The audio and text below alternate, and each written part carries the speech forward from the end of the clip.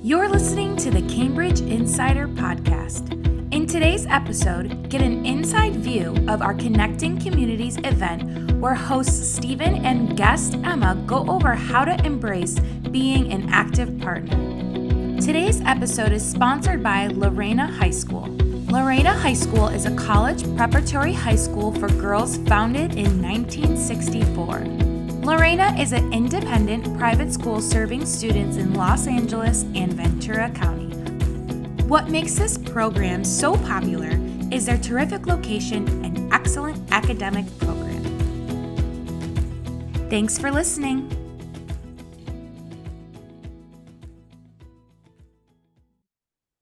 Hi, everyone. Thanks, Mariah. I'll just go ahead and introduce myself. Hi, everyone. My name is Emma Howes. I am the Global Development Manager with Cambridge. So thanks for having us. Hey everybody, my name's Stephen Fanikak. I do see some familiar faces on the call, which is also always nice to see. I'm the Director of Program Management at Cambridge Network. I oversee our programs across the country. And these are just a couple of the things that we're going to be chatting about today. And, as we head into that first topic of responsibility, I'm going to hand it back over to Emma to take us away. All right, thank you. We can go on to the next slide.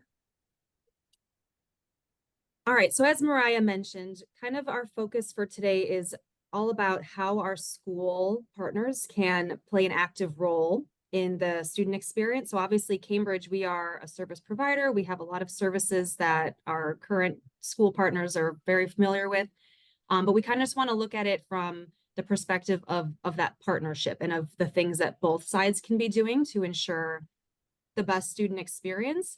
And also just to kind of set the context, something that might come up several times throughout the session today is the idea of some of our most successful school partners. And I think it's really important to kind of set what we mean by that.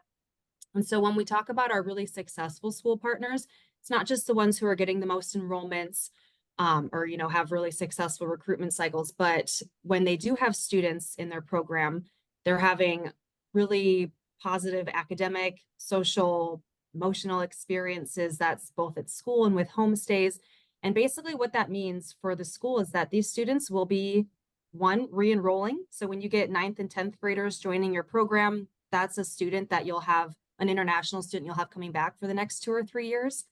And then the other side of that is that when they're having these positive experiences, they're telling mom and dad about it, they're telling their family and friends about it. And so just that referral component as well is really important to keep in mind. So that's what we're going to be talking about and referring to when we talk about our really successful school partners and some of the practices that they have in place. So the first branch that we're going to focus on today is the topic of responsibility in terms of student support. And so Cambridge, as your service provider, has a lot of this at the very beginning of the program, as well as throughout a student's program, right? So we offer admissions support as much as the school needs.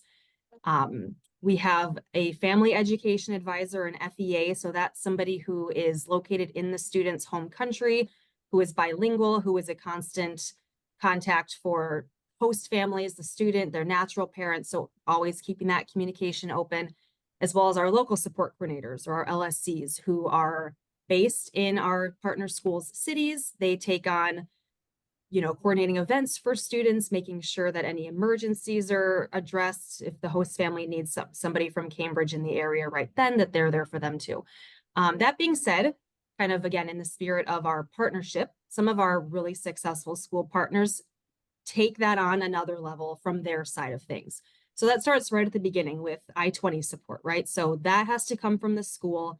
Cambridge can help verify the details. We do that as part of our admissions support, but really important to make sure that that is something that's already in place at the school, having the I-20 support alongside international student status support. So really just the visa detail side of things, always making sure that the student knows where they're at in terms of their status, and maintaining really urgent, really updated communication. So for example, like just a kind of more negative example, we've had students who have maybe missed visa interviews or gotten a visa denial if those details are not, addressed right away in an urgent matter. So just making sure that from the very beginning that support and communication is part of the school's responsibility.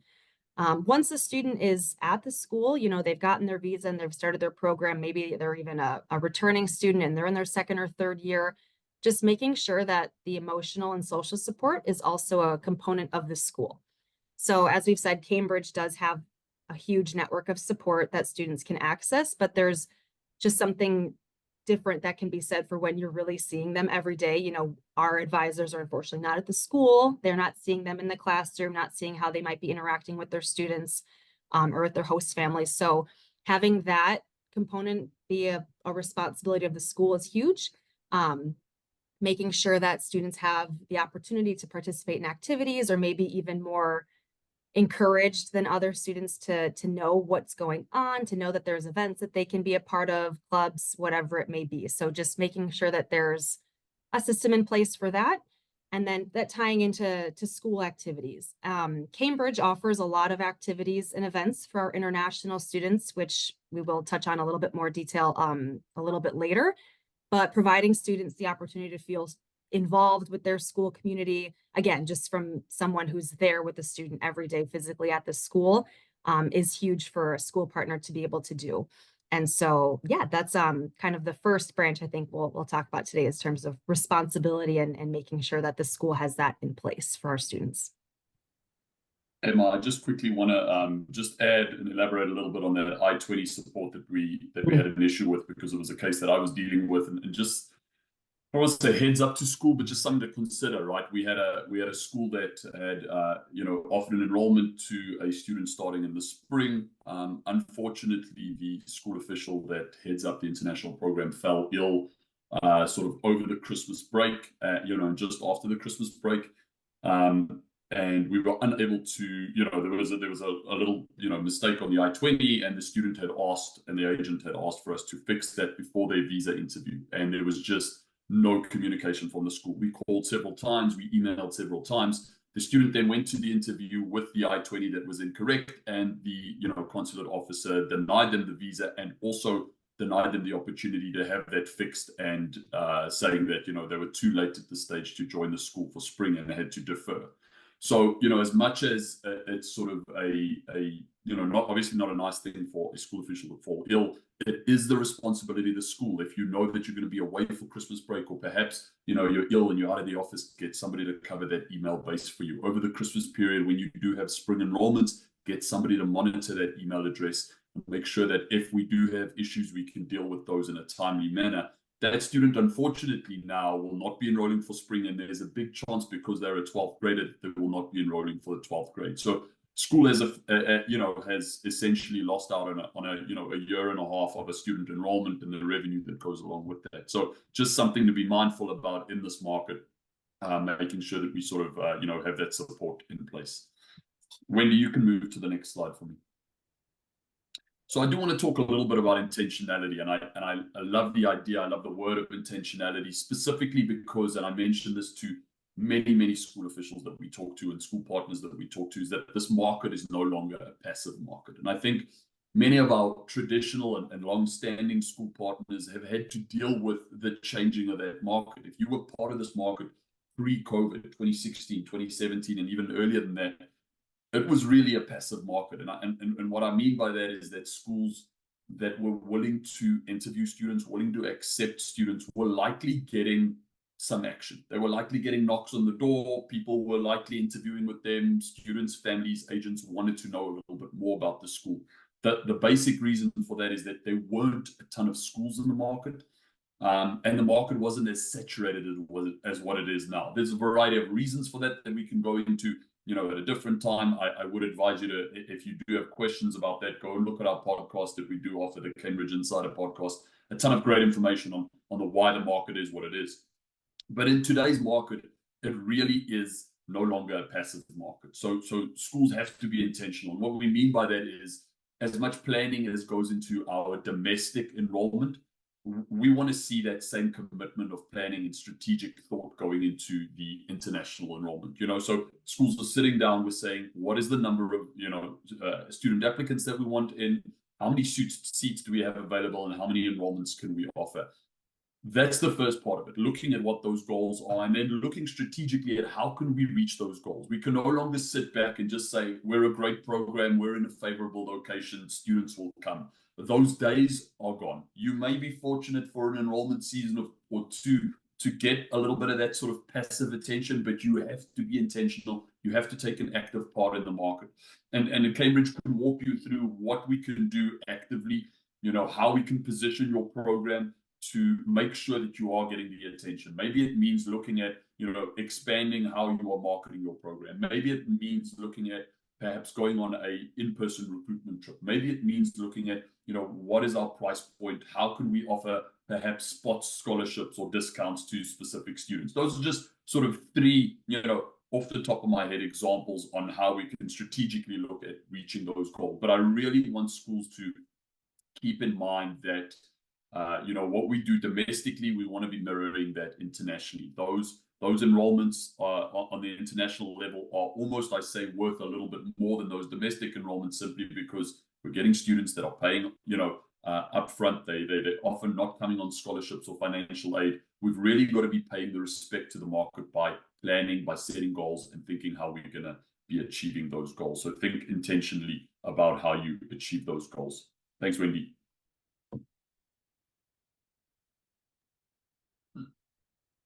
All right, the next kind of branch area of focus we're going to talk about is community collaboration. And so this is, again, another huge opportunity for our partner schools to really play an active role in the services that Cambridge is providing. So the first, if not the biggest area for this, is our host recruitment. So for any schools that have partnered with us for host families, this is a huge opportunity for the school to play a part as well. So what we don't want is for a school to sign on, say, yes, we want Cambridge to run our host recruitment program, and then to never hear from the school again.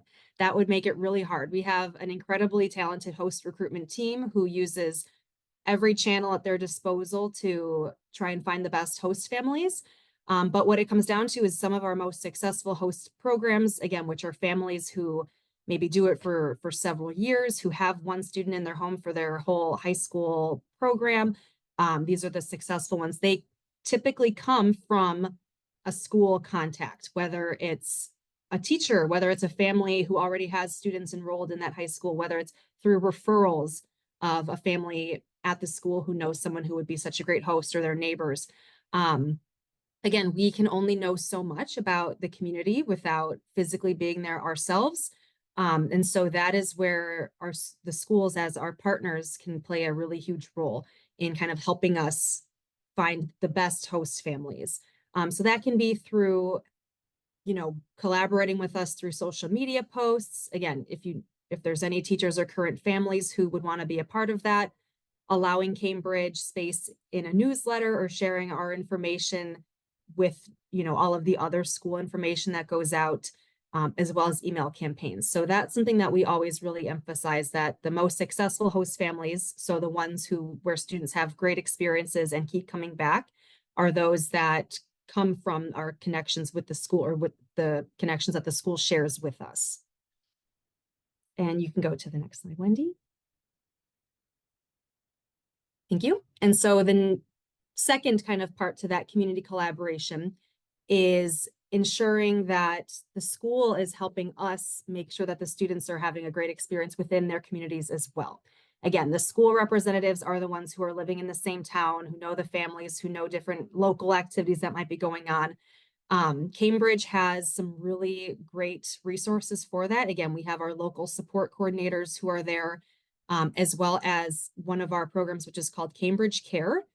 So that stands for Community Accessibility, Resources, and Engagement. And so for any of our current school partners, they may be familiar with this, and if not, this is some really helpful information. It's a program that Cambridge students have access to, that just really leads to their academic and social and emotional success. So these programs include like an online library that we have that has a whole array of curricula on topics like goal settings, plagiarism, cultural awareness, things like that, they might not be familiar with in their school setting, as Mariah showed us, that differs all around the world with, what is prioritized within the school classroom. So lots of information on that. We have a student council that students can join if they want to work on projects during the year, to reach out to their school community, help other students. We have a leadership cohort that meets monthly, and they develop leadership skills, public speaking, communication skills, things like that. And there's virtual events too. So this is connecting Cambridge students at our high school partners all around the country. So we do virtual events like game nights, career nights with guest speakers. There was the cookie decorating party that they did around Christmas time. So we do have a lot of opportunities for students, and where the school partners can come in and help us play a role and help play a role in that is just from encouragement from the school, so that students know that these things exist. You know, we can email them so many times. We, try and share as much information as we can. But again, that presence of seeing them every day and, just knowing kind of what different events might be going on at the school, but also just letting them know, like, oh, have you reached out to your Cambridge coordinator, or have you heard from your host parents, or I'm sorry, your natural parents from an FEA, from your advisor back in your home country? And did you know that these events are going on? So I think the part that comes into the school partnership piece is for our school partners to know what Cambridge has to offer as well, and to kind of be able to share that with students. And so that's, again, something that we really see in our most successful partners, is just that they also know what is going on with Cambridge and what we have to offer.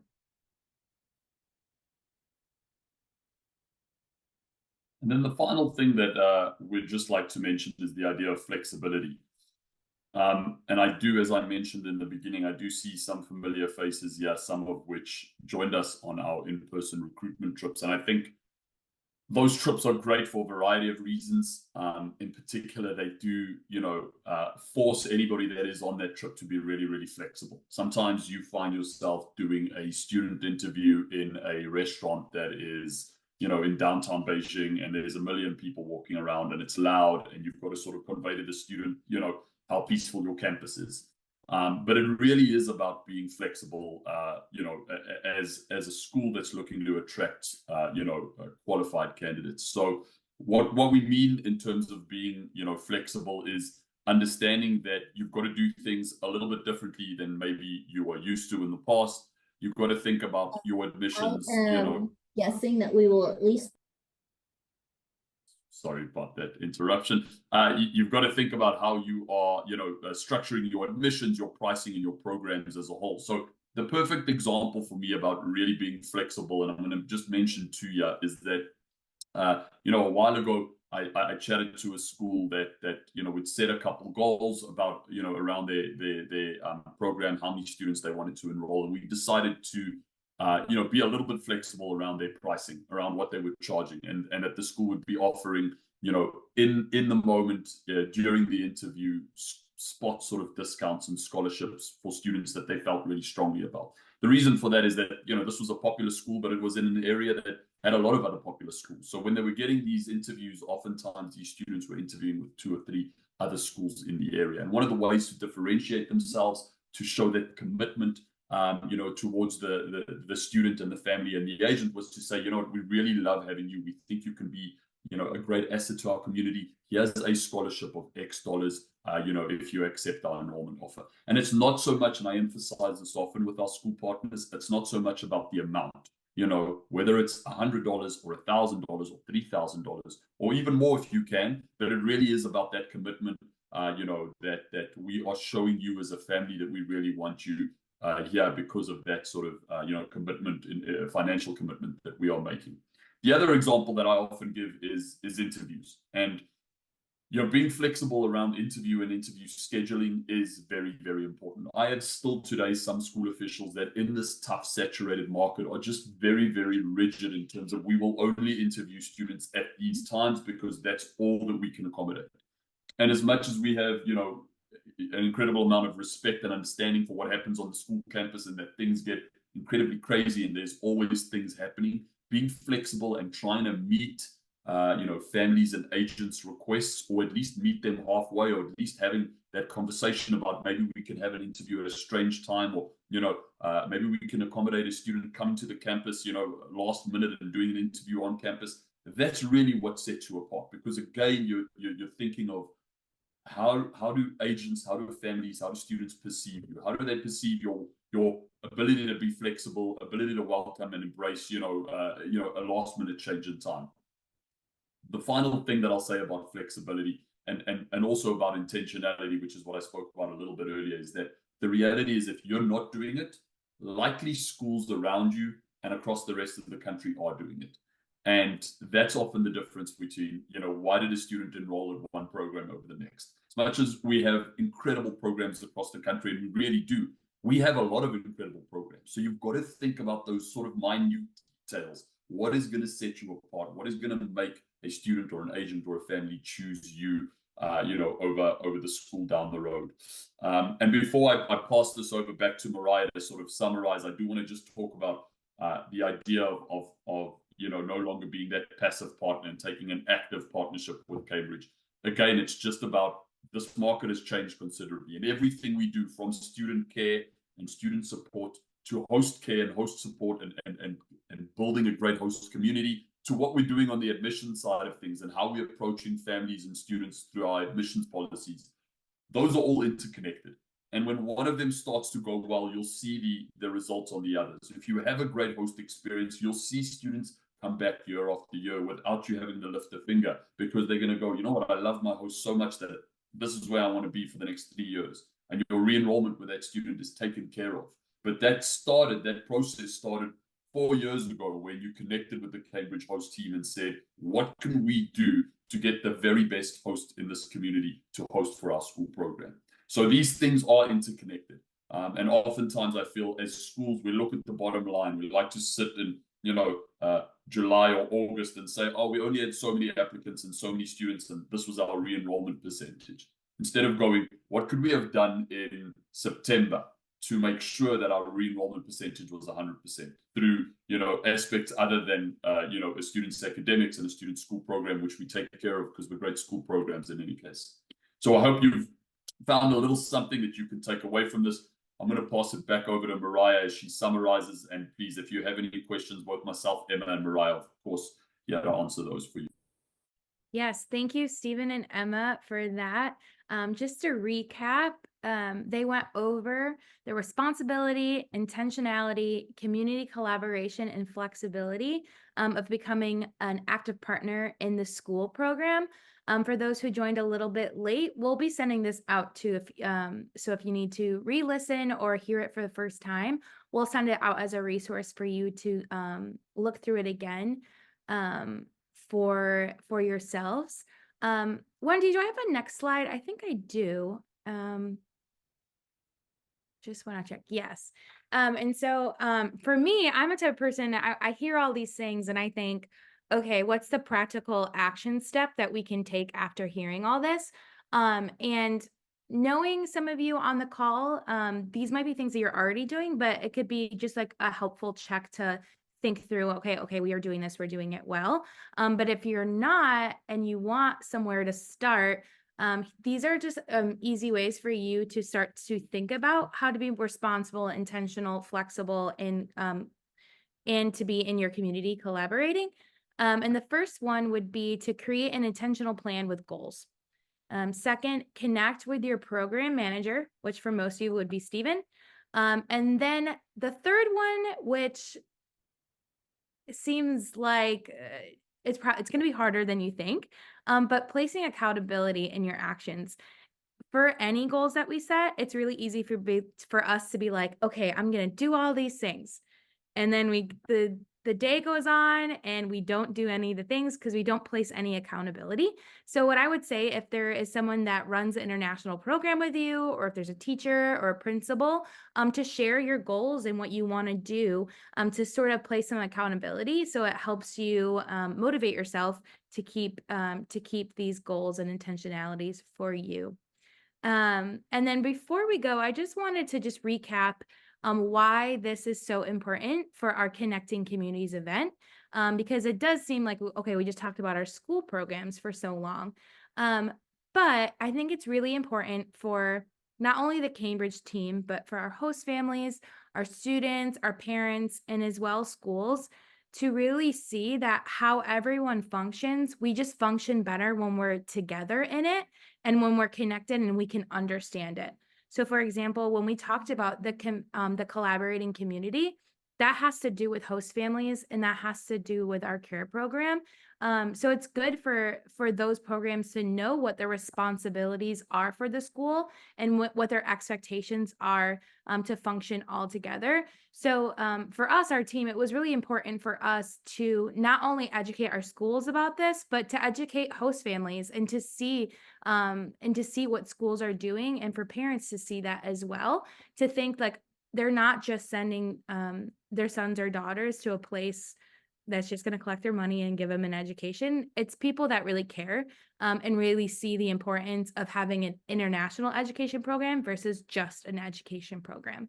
And so that was our goal of today, is to just give a broader scan of what an international program with Cambridge Network looks like and how we're here to support all of you all in that. With that being said, if you have any questions of how to start intentionally planning your goals, or have any questions about anything that we had talked about today with Stephen and Emma, please feel free to stay on and ask a question, or feel free to email any of us. For the most part, if you're a school, you definitely have one of our contacts. We would love to communicate with you, hop on a call with you. If you're looking to connect with a host recruitment team, I know they would also love to connect with you and help support your program as well. But like we said before, we wanted to make sure we kept this at a timely fashion, because we know it's the end of the school day and we don't want to keep people too long. So if you don't have any questions, we are going to send you off here. We wish you well in this 2024, and we're really looking forward to ending the school year great. And keep on bringing students to your schools for sure. Thanks for listening to the Cambridge Insider Podcast. Don't forget to like and subscribe to our YouTube channel to never miss an episode. For more Cambridge updates, follow us on Facebook, Instagram, and LinkedIn. Have a great week and stay connected.